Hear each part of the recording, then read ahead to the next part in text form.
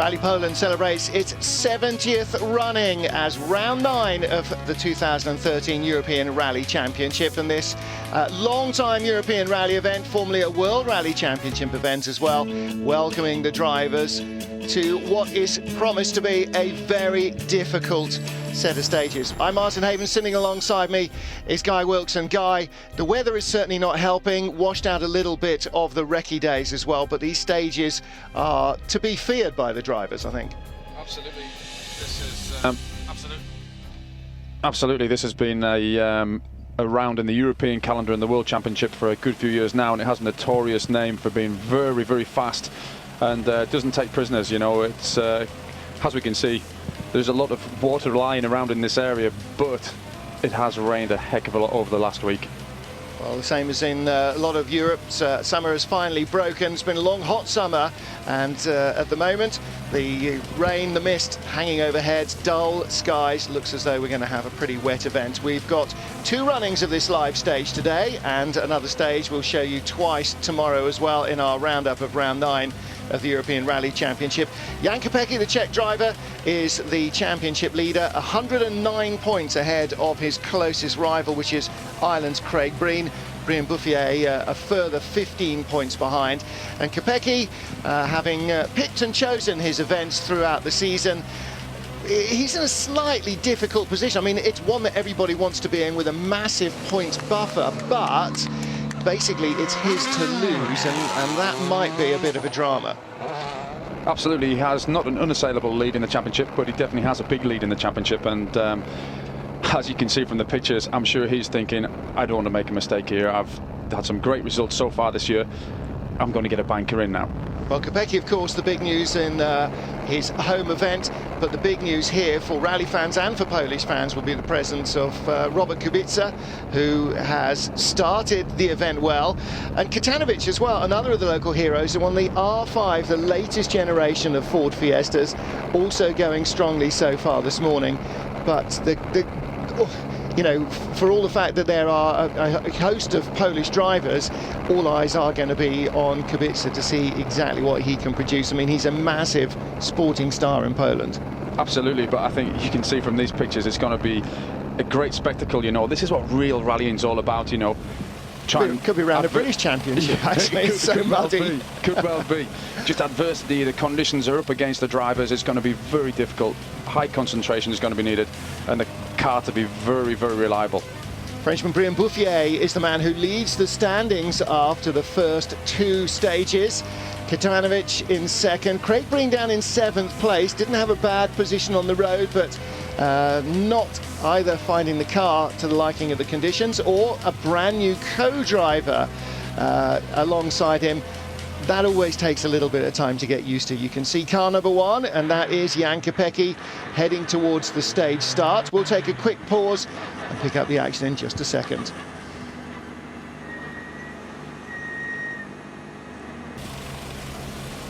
Stage 3, day 1 of Rally Poland 2013, round 9 of the European Rally Championship, and the temperature tells you everything you need to know. It's pretty cold, wet and miserable, 35% humidity.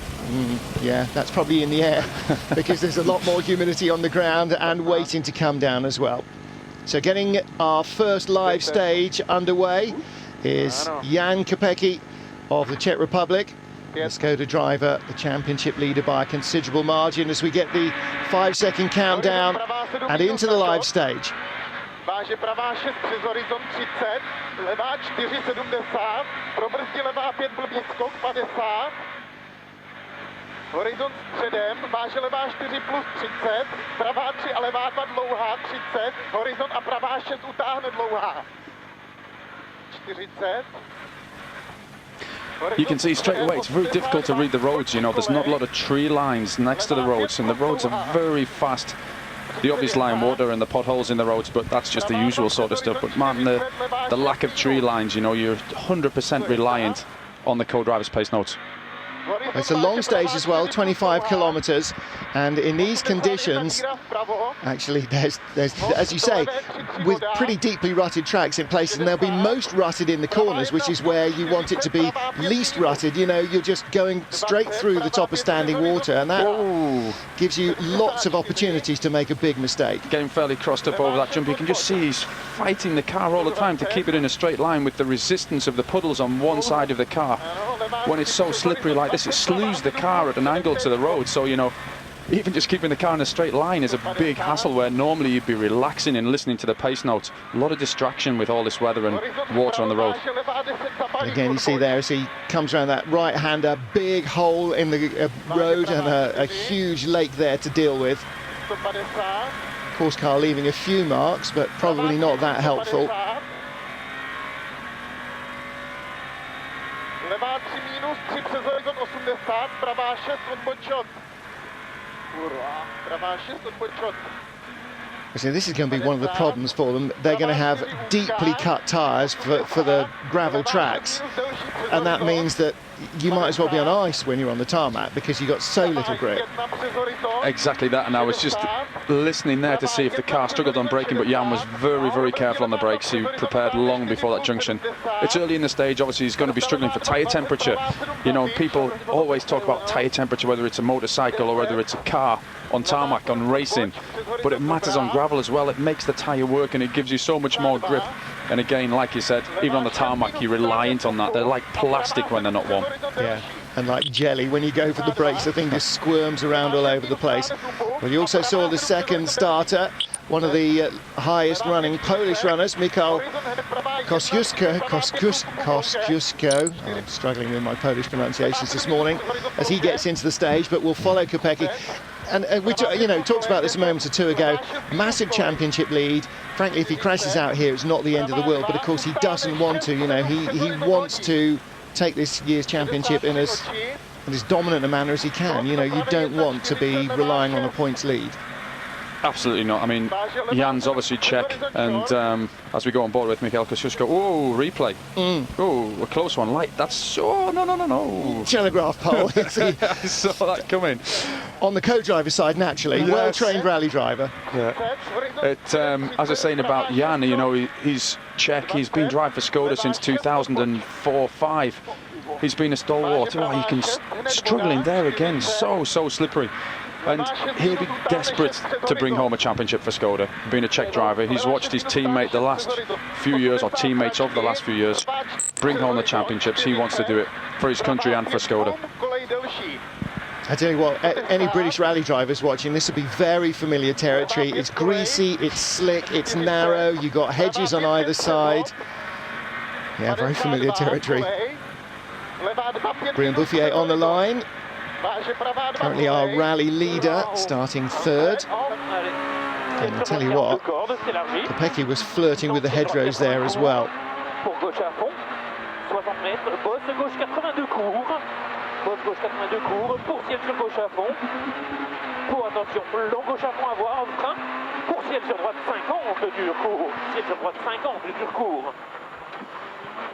Normally that would be a big distraction on a rally. A driver just starting the stage and you can see somebody's had a massive moment just over a crest. On a rally in these conditions, you're concentrating, dare I say, even harder than normal. It's not as natural. And there will be marks in all kinds of directions. You just can't read anything by them. And Bouffier, third on the road, knows that it's one of the quick guys that's gone off as well. And again, Bouffier, with his regular co-driver Xavier Ponseri back behind him. He had Lara van Ester in with him in Ypres, where he finished on the podium in second place. But he's got his regular co-driver back. And although they're both French, both very experienced here, multiple Polish rally champions. Yeah, Brian and Xavier, obviously Xavier's been his regular co-driver for a number of years now, obviously very comfortable together. They've competed in Poland for a long time, probably 6 years I think it is, in a number of different cars, four-wheel drive and two-wheel drive. You just see the amount of water in some of the corners. If you just overcommit 5% too much it just causes the car to aquaplane, not to sink into the water, and that just carries you wide and into trouble. Do you know what I'm thinking? These lanes are as narrow as you find on an Irish tarmac rally or on the Manx. I mean, they are. You just saw him there going round the corner, front wheel on the pavement, rear wheel basically rubbing the other side of the road, and the car was not even at 45 degrees. They are very narrow. The only thing is, Martin, if you're at 45 degrees in the Isle of Man, it would be the start of an accident. Maybe, yeah. They'll be going a lot quicker. Polish hero Robert Kubica in the inset, he gets into the stage as well.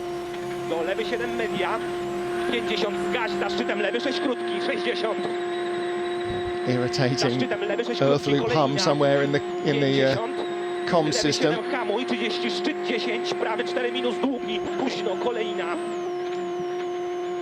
He has started this stage with a lot more purpose than any of the other drivers so far.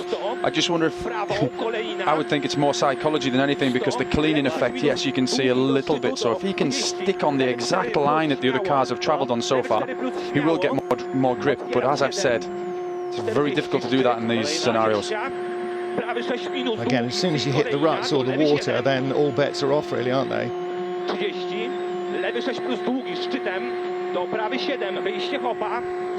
We'll wait to see the splits, but you know, it's a long stage like we said, but this is a good start. We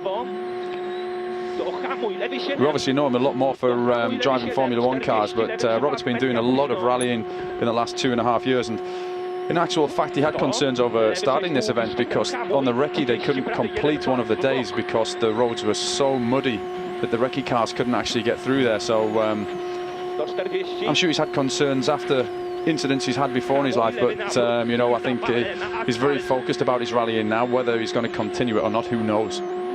Well, he's potentially going to be joining the World Touring Car Championship next year.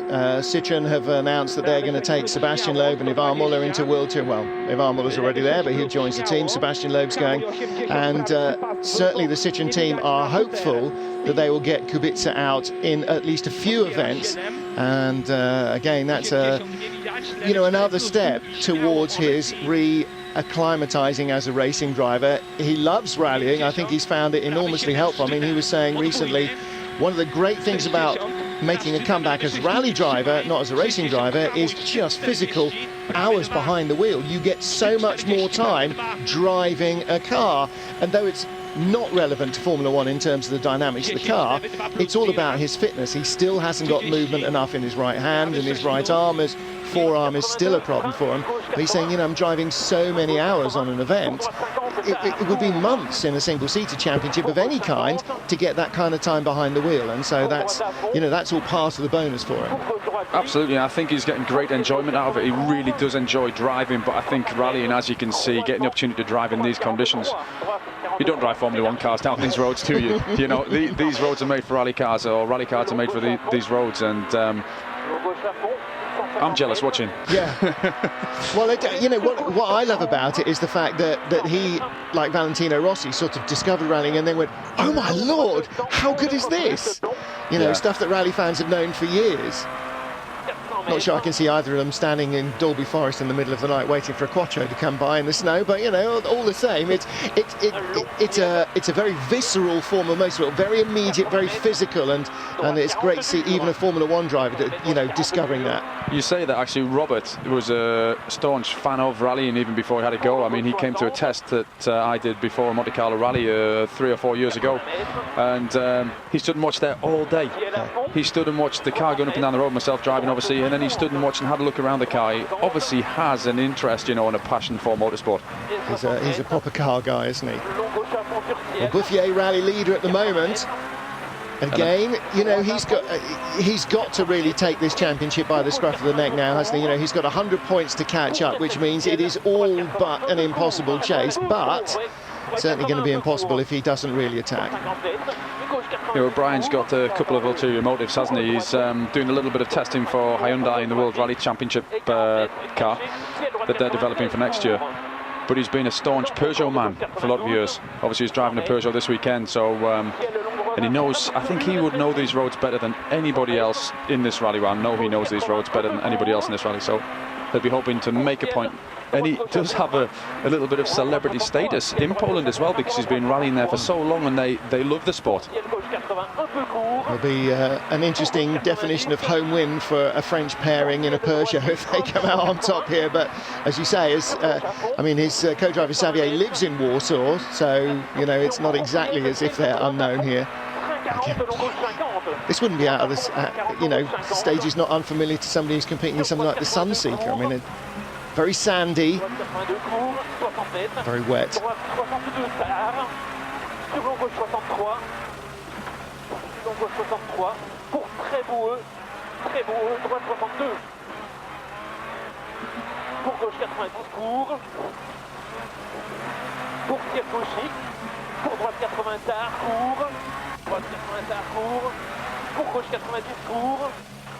Very loyal Polish supporter there in the field, waving his flag proudly, wasn't he?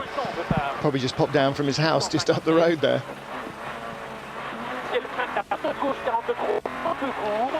They're great roads. These are almost, if I liken them to a rally, like Barham Rally in the Czech Republic, but obviously they're gravel and not tarmac.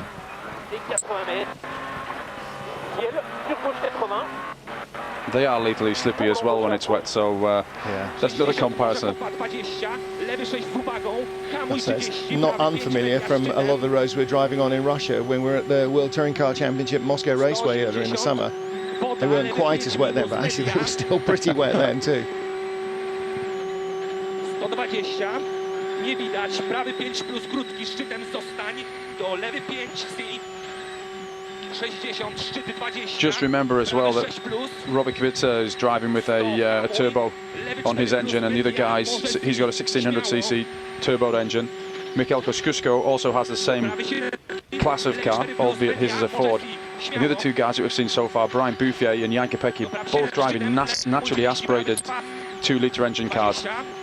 That is going to play a part as well on how easy they can control the car. The turbo cars, they don't have lag, so it's just like driving a naturally aspirated car. You can put the power down on the road, you can play with the throttle, you can feed it in and be very, very smooth.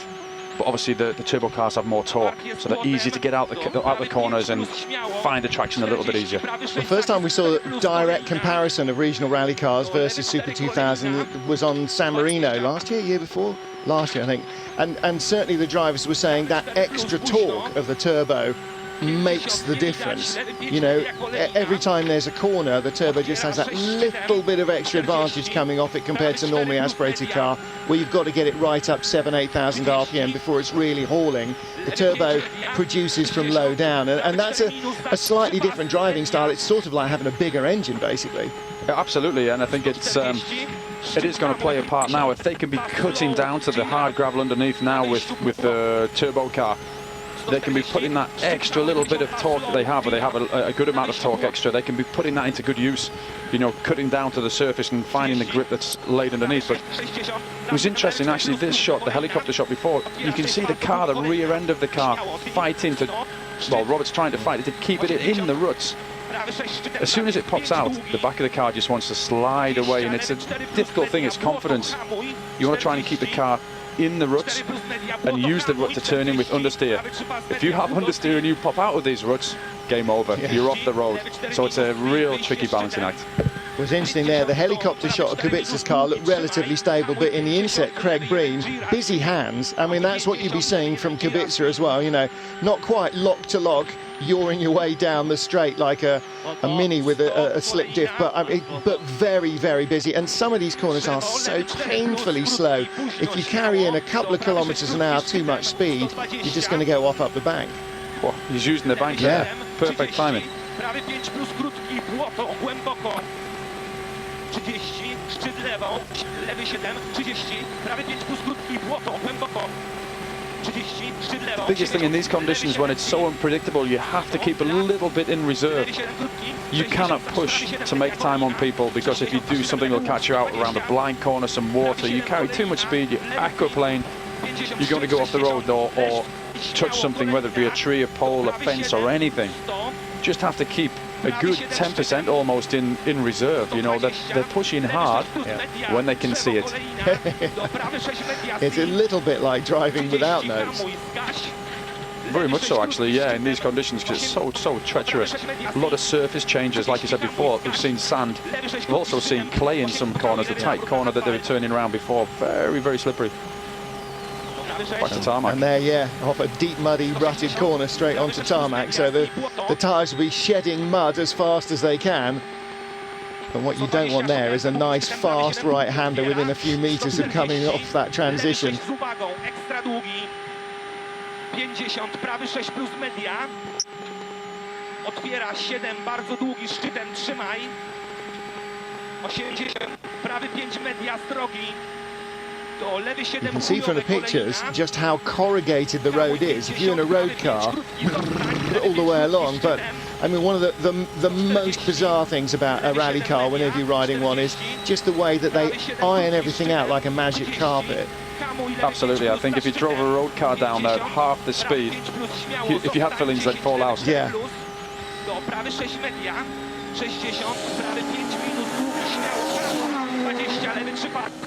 Jan Kopecky howling through the finish.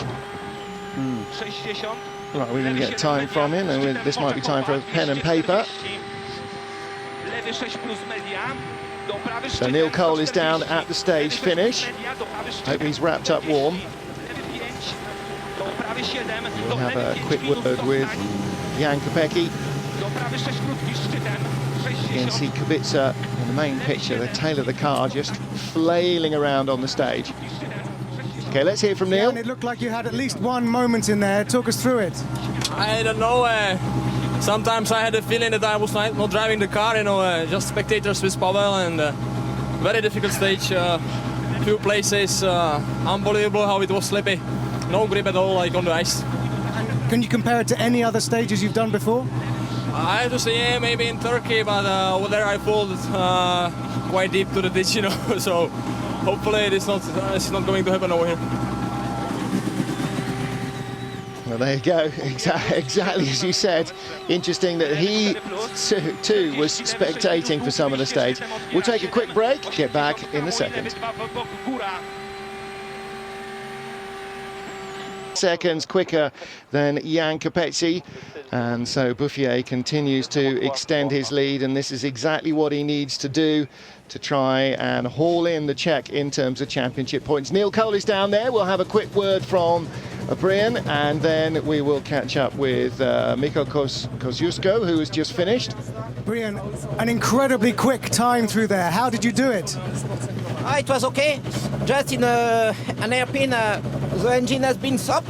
Okay, it was my fault, so maybe lost 2-3 seconds, but except it was okay. You know, it's quite difficult to stay on the road because the tracks are quite deep, so the car is moving. But anyway, funny stage, quite tricky, a lot of corners, but we had a good fun.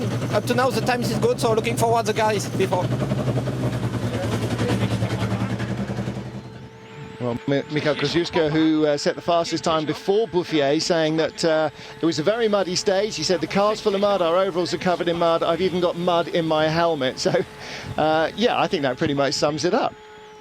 Yeah, absolutely. I think that it was interesting, actually. Neil asked Jan, big moment at the start of the stage, that was actually Mikołajki Kosciuszko. But Jan still answered the question because he obviously thought he'd had plenty of moments to reply about. Definitely. Yeah, just looking at the stage, you can't imagine getting through it without a few moments. So, I mean, we saw Kubica earlier on using, well, not exactly using, but benefiting from the banks at the side of the road to keep him on it. And I don't think he'll be alone in that either. I mean, the road is so narrow that once the car gets sideways, it's pretty much dragging its arse through the hedgerows anyway. The grip looks really good. He's coming towards the end of the stage. It's going to be very, very tight with Brian, I think.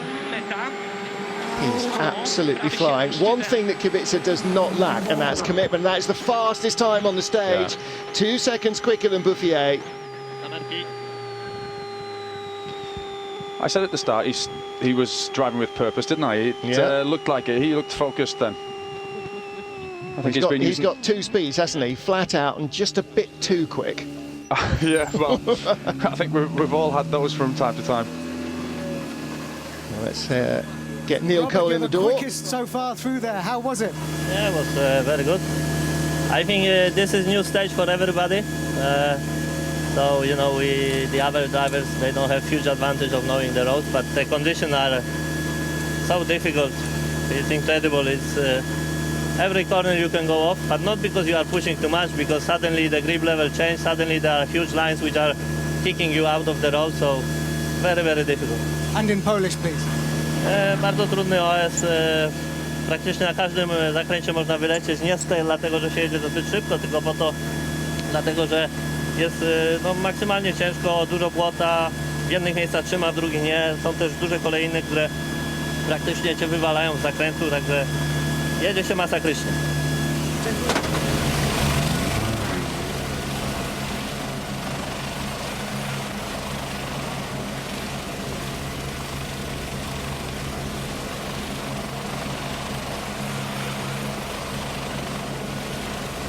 Fifth car on the road, Krzysztof Holowicz in the Ford Fiesta. This is the regional rally car version, essentially kind of detuned world rally car rather than the Ford Fiesta R5 that we saw from Kosciuszko. Ooh, and he's going to have to reverse. Yeah, he's going to have to 3.0. We heard Brian Bouffier saying that he stalled the car in one hairpin. Actually, might easily have been that one. Could well have been. I think a lot of people have heard the name Krzysztof Holowicz before. He's been around for a long, long time, and he should be very used to conditions like this. He's done a lot of rally raids and Dakars. Yeah, not so many camels though, not so many sand dunes. So yeah, and again, of course, Polish national. So ooh, it is very tippy-toey, isn't it? And at these speeds, there's precious little grip. You see him flying from crest to rut. 16:27.9, and that is the 5th time on the stage so far this morning.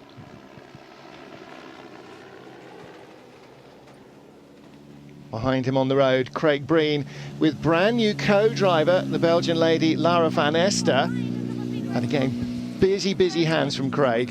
We saw you stopped at that corner. Conditions difficult. There's the corner, yeah. It was my mistake. I don't know exactly how to use handbrake. Just not enough mileage for the car, but what to do. Nice stage, very nice, very interesting. 5 left plus. 5 left plus. 40 going up. Middle over. Flat crest, 6 over crest. 40, throw 48 plus over very bad. Keep left. 60. She has great English, but I've not heard Lara read pace notes before in English, so this is going to be very interesting. Craig just understeering there into a bank. Squad, square right minus. Well, one of the when the Quattro first arrived and four-wheel drive first arrived, the handbrake turn, which is a great part of the driver's art, just didn't exist because it didn't work on four-wheel drive cars, and it still seems that these guys are having trouble getting around that tight hairpin. I'll tell you why, because if you looked when Craig reversed then, the rut, it was very sandy and it was deep, it was up to almost halfway up the wheel. And when you pull the handbrake, you need the surface to be quite hard so the car slides. And in effect, when they're pulling the handbrake there, all it's doing is dragging and digging the car in. You almost need a little bit of the old Scandinavian flick, but there wasn't the speed of the run to do it there, so it was a catch-22 situation. And of course, the more cars that understeer wide, the more the ruts are going to lead you wide, and so more and more guys are going to do that. And that's a good time. Yeah, it's not bad, it's not bad. Third click. We heard him exclaim there that the last thing in his mind, of course, is, ballsed up that hairpin. Yeah. That's the final thing. Craig, your third fastest so far. That did not look easy. How was it? Mother of God. That's tough going. Jeez. It's just a muck mess. The last 5k and I had a spin on a junction and had to go in reverse and back again, so bit of a disaster, but it's just survival. Mother of God, I never seen anything like that in all my life. Good crack though, good crack. There you go. Everybody likes a challenge. So third quickest, Craig Breen. And next up is the young Peugeot Rally Academy teammate of Breen. This is Jeremy Ancien. I wonder if Lara's getting down all of Craig Breen's pace note adjustments.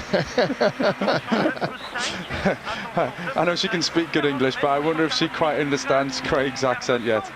Probably not many of them are worth writing down, actually, judging by his post-stage interview. There'd have been a lot of Jesus all the way through the stage.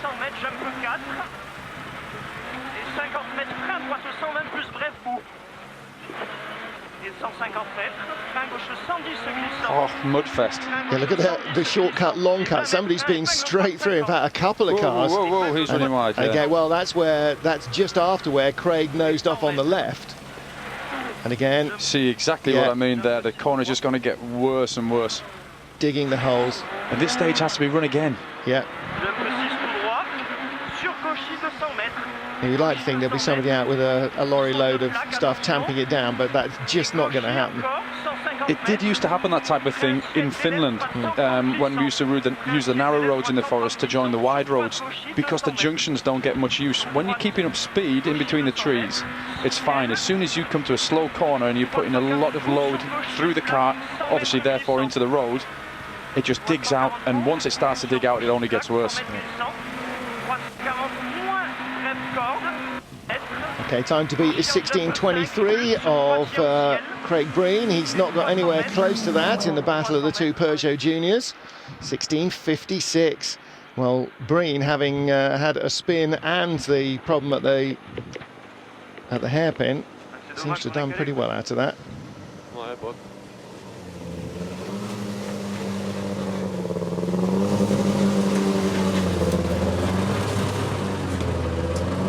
Jeremy, you dropped a lot of time in there. What was it like to drive that stage? It was very difficult. I did a mistake in maybe 2 kilometers before the finish. My engine stopped, and I lose maybe 10 seconds. I don't know, but it's very difficult. So he stalled as well. Solovov getting around the hairpin a little bit better. Mikhail Solovov is an older driver, but he has been around and done a heck of a lot of driving, a lot of experience. And when he picks and chooses, he can be quick, gravel or tarmac. So obviously it's his home rally, and he's probably out to get a good result. Well, he's lying 5th after the first two stages. Jeremy Ancien, incidentally, down in 18th place after 2 of the stages. Again, Polish flags will be waving for Solovov as well, as you say, you know, big hero at home. And this is so-so. This will be 7th quickest. This is going to be a decent time. That's not far behind Craig Breen. 27.3. That's only second off Jan Kopecki, and just 6/10 in front of Krzysztof Holovic.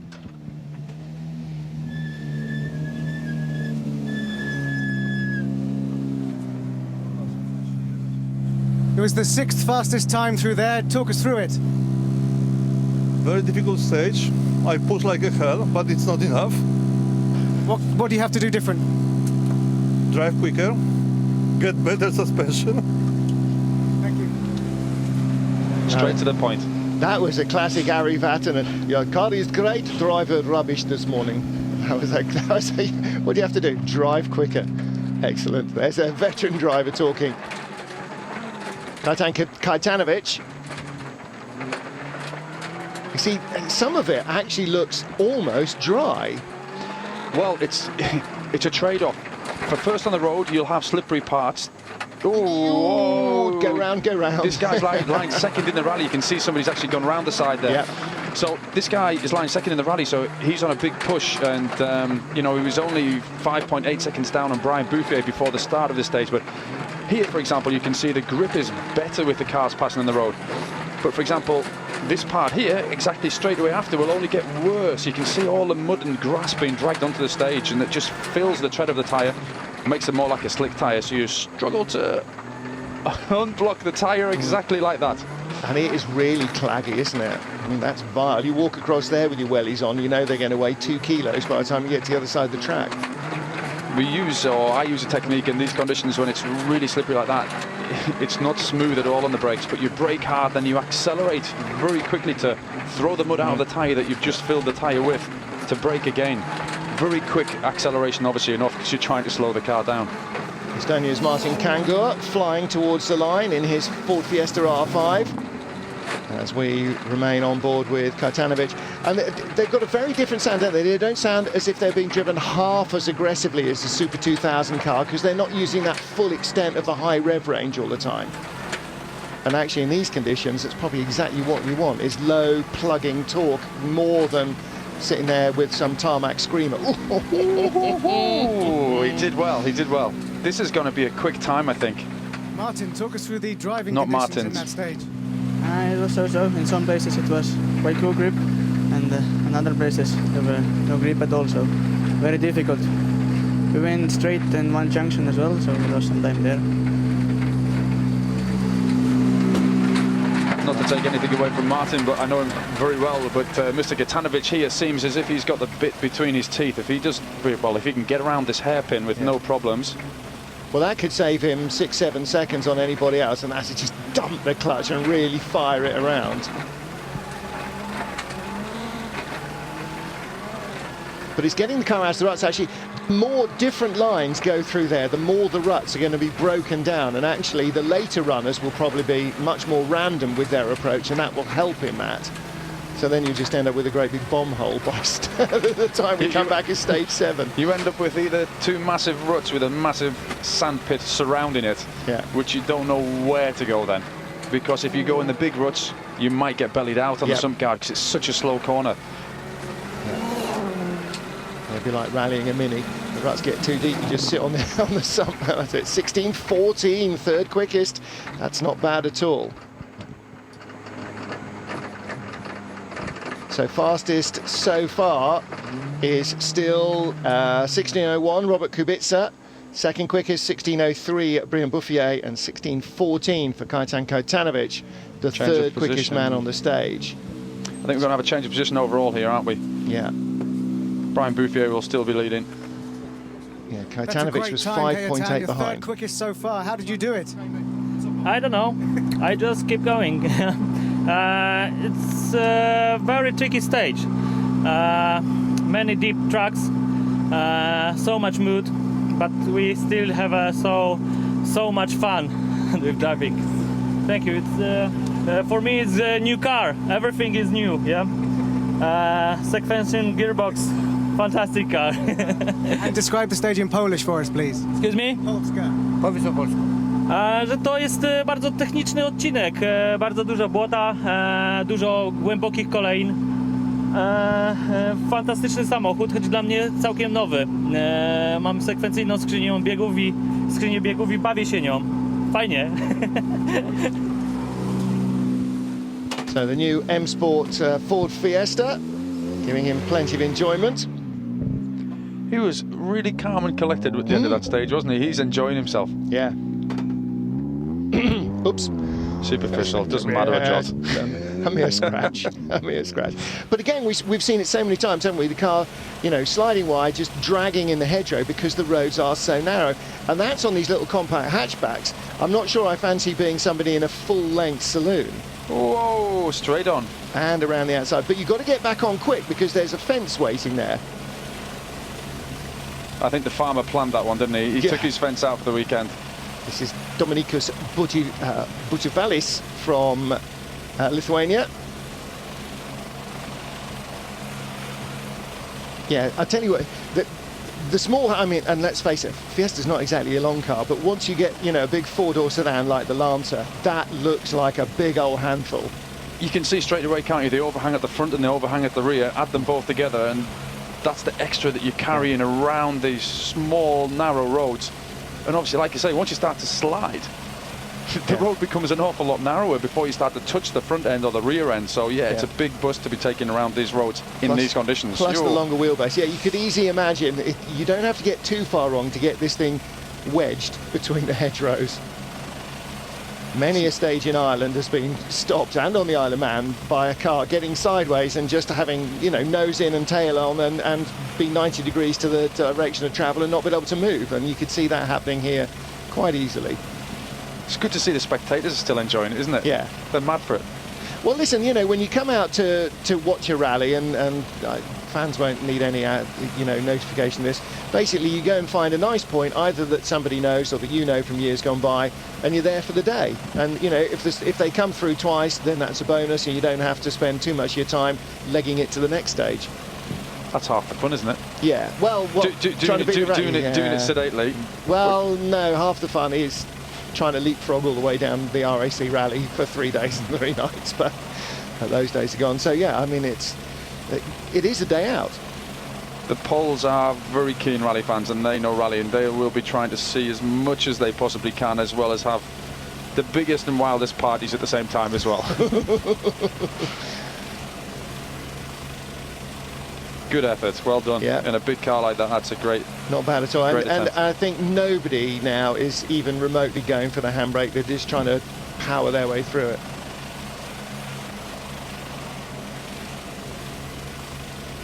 Great shots with the water splashing off. You can just see how deep it is at some points.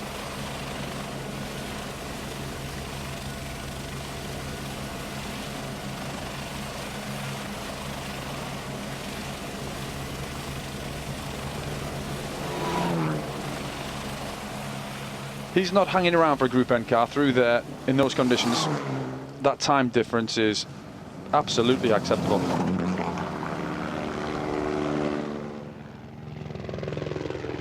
Well, he was in 16th place after the first couple of stages.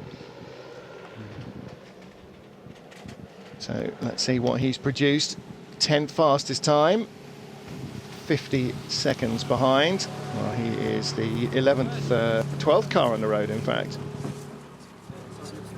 Looks like a very difficult stage, 10th fastest. How was it? Yeah, it's really difficult with many jumps and ditches, so it's hard for the car, but I think the car is okay, so I'm happy. Well, next up is Toshi Arai with Tony McLaughlin alongside him. And very long, 100. Black crest end, -6 left over 60. Tightens 4 left. Exit over crest and... If there's one man I'm confident in saying he's almost rallied in every country around the world, it's this man. He has a nation of experience underneath his belt, and especially in Subaru cars. 3 left plus.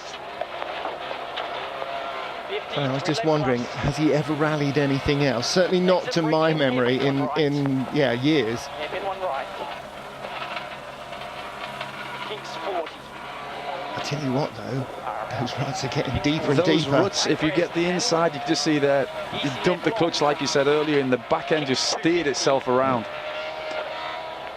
That's going to be hard going in a two-wheel drive car. Yeah, especially because with relatively limited ground clearance, they're going to be horrors, aren't they? We always forget, or we have a tendency to forget the front-wheel drive cars further down the field, but that's where I started, and some of the roads that you face after the top guys have been through, it's no fault of theirs, it's just a deterioration, and so much harder work in a front-wheel drive car than a four-wheel drive car. Black crest 100. See where he's nursing his driver through, almost there. Great little, and that's a part of the relationship. Wow, 12th quickest time, that's not bad, 17:01. Very nice. Good job. Time is 17:01. Very difficult. Yeah. Was it all Japanese, that, Martin? Not entirely sure that was all Japanese. As usual, of course, he's learned from the rally mechanics. Toshi, you look like you enjoyed it, but is that the right word? No, enjoyed. So much scared because the road is so difficult. Some places good grip, some places very, very deep ruts and mud, and car is always like this, like a snow. Did you see the Axie in the stage? Yeah, somebody stopped in R5 Fiesta, but both two guys, no problem. So yeah, it's okay. Thank you. Well, that was the Turkish duo, Yagiz Avci and Badahir Gurmesh. their R5 Fiesta stop, but no dramas. In fact, it was a Super 2000 car. Robert Kubica quickest then by 2.1 seconds from Brian Bouffier. Katanovic in third, Craig Breen fourth place. So Bouffier will retain his lead, and does that? Yeah, that does mean that Kubica will move up to second, or up to first overall, up to second place. 12.3 behind at the moment. Krzysztof Holovic lies fourth. So there are the current standings. Jan Kopecky in fifth, ahead of Mikhail Solovov rather, as Brian Bouffier leads by 12.3 from Robert Kubica. Well, that is the first dozen or so of what are 81 starters through the stage. As the experienced rally driver Guy Wilkes, what's going to be left by this afternoon? Not a lot. Yeah, but that's when the action, I mean, there's been plenty of action already in this program, but the next one, the cars have gone and done so much more mileage. Obviously, they're going to have been back to service and re-prepped, but still facing that the second time through is going to be difficult. Well, now the other thing, of course, is it's pretty dull, pretty damp. They don't start car one on the road until 6 p.m. local time. It's going to be getting dark too.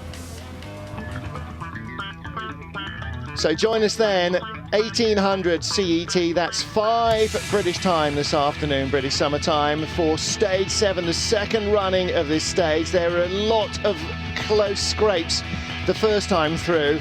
Can't imagine that conditions are going to be even remotely better second time through. 80 plus cars through here is going to leave it very grubby indeed. 5 p.m. Join Guy Wilkes and me, Martin Haven, for the live stage 7. Till then, goodbye from Poland.